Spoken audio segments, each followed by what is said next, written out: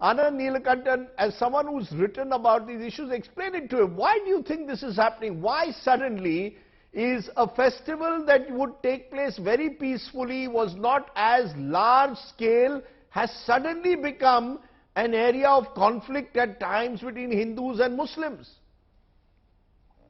Rajdeep, I think this is not something which is very recent. I think these kind of processions have created trouble, irrespective of which religion is taking the procession in certain parts of the country. Before partition also we had all these things. In 90s also we had, 70s also we had. I don't think it is something new. What we can say is perhaps after the liberalization, in the recent years, we are just going back to the default mode. This kind of processions, this kind of religion have always been used by various political parties for at least last 200 years to create trouble on all sides. Let us not blame one side or other. It has always happened in certain parts of the country. So you're saying that this religion mixing with politics has always existed, and that it is not therefore according to you new.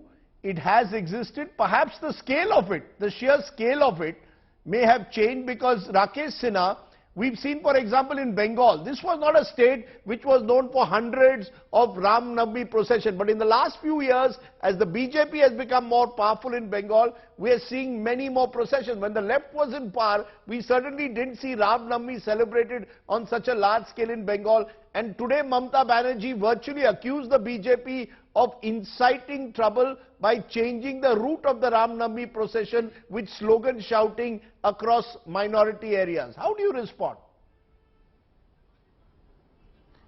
Rajdeep, I am really surprised that you are questioning the increasing number of Ram Navami procession. If Hindus will not organize the Ram Navami procession, I'm not questioning. I'm telling you. No, I'm not questioning. I'm just giving the facts. No, your question. No, the fact is that Hindus are celebrating their festivals. They have right to celebrate their festivals. This is a liberal democracy. Sure. And the rule of law.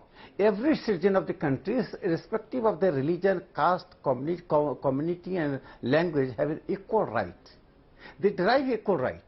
When we derive equal right, we live together for centuries.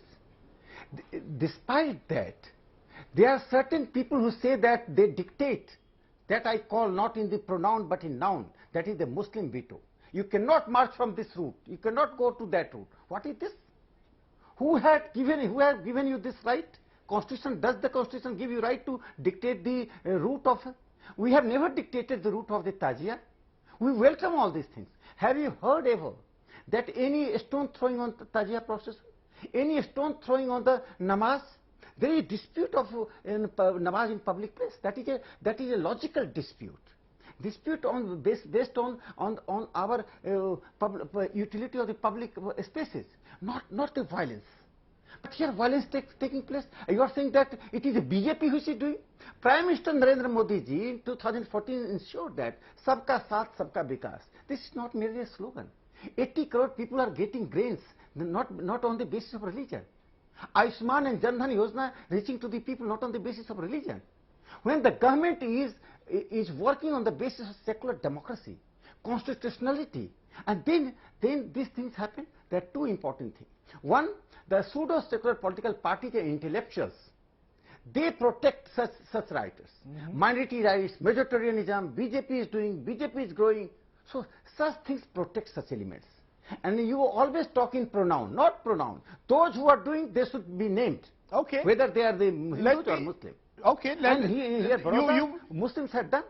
And we have to name them. Okay. Last point. Yeah, go ahead. Just tell. Yeah, okay. Second important thing, that Indian Muslims have to self-introspect.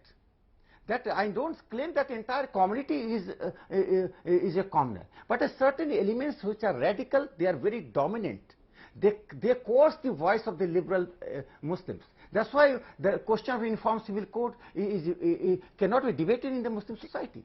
Triple talaq, the liberal elements always have been crushed by the radicals. Okay. Therefore, I consider Rakesh that Sinha, self-introspection. Rakesh Sinha, you are calling for self-introspection among Muslims, suggesting that there are rabid elements or radical elements within Muslim communities who are using these occasions to stir confrontation. That's broadly what you are saying. Now, this is being disputed on the ground. Yes. Imtiaz Jalil, the AIMIM MP in Aurangabad, has said Hindutva groups were responsible for the violence, so has Mamta Banerjee. Now, I will get S.Y. Qureshi. S.Y. Qureshi, tali do haath se bachti hai.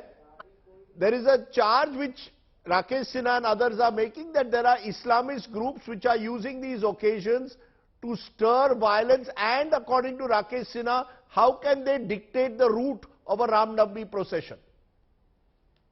Well, I don't want to join issue with Professor Sinha. He is a very learned man.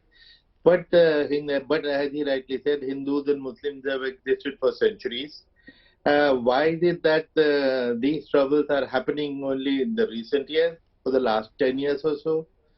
I used to say my Eid prayer in the neighborhood park, and I haven't said it for the last 3 years. Why? Because the rowdy mobs come and they disturb, and from several places in Gurgaon. They say, now what is the role of the Muslims in it? My role has been that I will stop going for the prayer. Is that what you want? Are you happy with Mr. Sinha that we are not able to pray?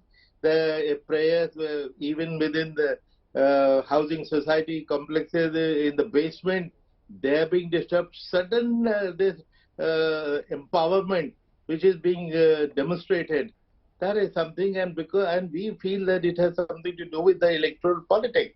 The more the polarization, the more different the results, and which is why the courts have been expressing their concern, but they have not been very effective. No, you're saying this is a consequence of electoral politics. Are you saying that because in Bengal politics has now become BJP versus TMC, or indeed in Maharashtra now you have a BJP Shiv Sena government? Let's be clear. Maharashtra has a BJP Shiv Sena government which has seen violence. Gujarat has a BJP government which has seen violence, and Bengal has a TMC government. Law and order is a state subject. Are you linking it directly to electoral politics becoming more competitive and, dare I say, more communalized?